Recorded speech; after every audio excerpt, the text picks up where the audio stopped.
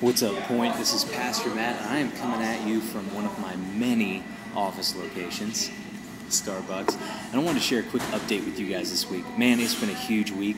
I don't know if you noticed this or not, but if you go to our Facebook page, The Point Knox, you can actually see that we've hit over 1,000 downloads on our app. If you guys haven't had a chance yet to download the app, man, it is a cool resource for you guys to help keep track of what's going on here at The Point, catch up when you can't be there, and also share it with your friends. Also wanted to tell you guys, hey, we have the Facebook page, The Point Knox on Facebook.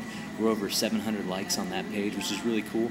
But you guys, these are great resources for you to just share The Point with your friends. When you come into church on a Sunday morning, man, pull out your phone if you can and just click check in, or if you're leaving for church or coming back, man, check in that you were at The Point. It's a great way just to share with people what God's doing in your life, and also how The Point can be a great impact in theirs.